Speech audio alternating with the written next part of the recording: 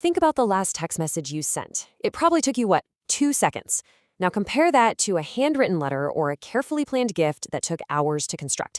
Today in this explainer, we're jumping right into this fascinating duality of human expression. We're going to explore exactly how we capture our emotions, our intentions, and our boundaries in completely opposite ways. We've got two really unique pieces of source material to dig into today, and by looking at them side by side, we're going to uncover some absolutely striking insights about how we communicate. So let's get into it. Here's our game plan for this explainer. First, we'll look at Adihik Moss traditions and the anatomy of a stunning floral tribute. Then, we'll do a sharp pivot to raw dialogue by decoding a gritty video transcript. And finally, we'll wrap up by comparing these two absolute extremes of expression.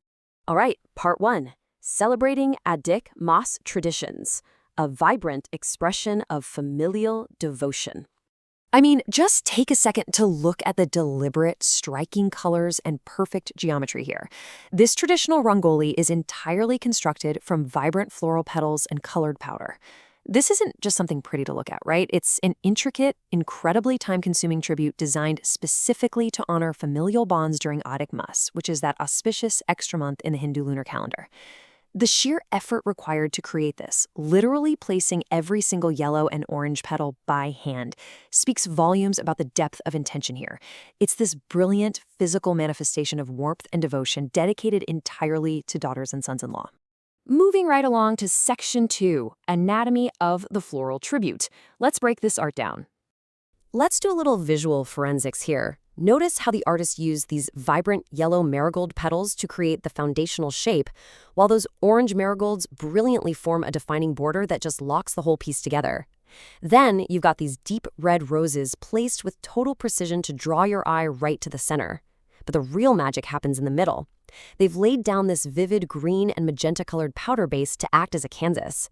And on top of that, stark white powder creates this immaculate Marathi typography. This level of organization is just off the charts. It's a message of love, structured with incredible discipline.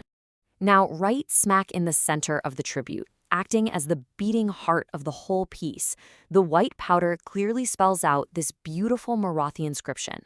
This is what cements the ultimate purpose behind all those meticulously arranged flowers. So what exactly does it say?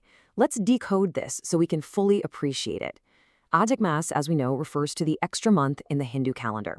Lake translates to daughter, and Javai means son-in-law. Finally, Kotakacha signifies appreciation, fondness, or celebration. When you put all those pieces together, it's clear that this entire artistic endeavor is a deeply planned, warm celebration. It's a family going to massive, beautiful lengths to visibly show appreciation for their daughters and their sons-in-law. It's just a pure, unadulterated expression of affection. Okay, Section 3, a shift to raw dialogue. We are leaving tradition for tension. Well, media isn't always warm and perfectly planned, is it? Let's totally shift our pacing and tone here. We're completely leaving that meticulously crafted floral arrangement behind. The warmth, those bright yellow and orange petals, the hours of planning, scratch all of that. Instead, we're diving headfirst into an unpolished, stark video transcript. This transition is absolutely crucial for our explainer today because, as you know, human expression isn't just about beautiful celebrations. It's also about the gritty, spontaneous reality of day-to-day conflict and setting boundaries. Which brings us to Section 4, decoding the video transcript. Let's piece together these fragments. Take a look at this first fragmented thought from the video transcript. It reads, "You are strong even after leaving them, right?" Wow. Immediately, this introduces a defensive, highly assertive tone. Unlike the Rangoli we just looked at, which was built to invite people in, this language is entirely built around separation, leaving them. It brings up this concept of being strong in the face of some unspoken adversity. There's no bright color here, folks. It is just raw, spontaneous human emotion responding to a situation in real time. And then it escalates. Building on that tension, the transcript continues with, "In Mumbai, remember this," or "remember who is on my side." Here we see a geographical anchor to Mumbai paired with a super tense, guarded demand. The speaker is essentially throwing down a marker. It's a statement about loyalty, memory, and honestly, maybe even a warning. Think about the stark difference in the time it took to express this compared to our first source. This sentence was probably blurted out in less than 2 seconds, yet it carries this immense, heavy burden of context, relationships, and boundaries. It's defensive communication in its absolute rawest form. And finally, we hit this abrupt question. She or it was there, where is it?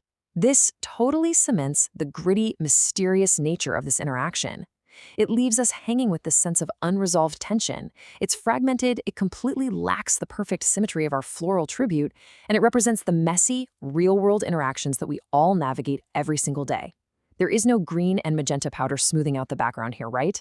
It's just the sharp edge of a tense conversation. Finally, Section 5, two extremes of expression, looking at the spectrum of human interaction. Notice this incredible juxtaposition. On one side, we have the Rangoli. It represents the absolute heights of traditional family devotion.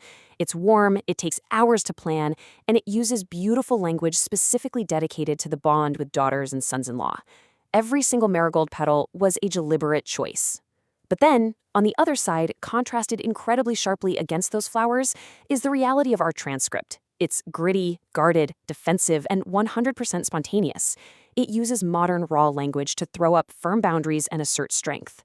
Both of these are totally genuine forms of human expression, but they exist on exact opposite ends of the spectrum. One literally builds a bridge, while the other builds a wall. So, as we wrap up this explainer, I really want to leave you with a provocative thought to chew on. When we look at the deliberate beauty of a floral tribute next to the raw tension of an unpolished transcript, what does it actually tell us about ourselves? How do we choose the mediums we use to express the dualities of our own lives, our deepest appreciations versus our sharpest boundaries? The next time you fire off a quick text or spend hours planning a gift, think about where you fall on this incredible spectrum of expression. Thanks so much for joining me today, and keep exploring.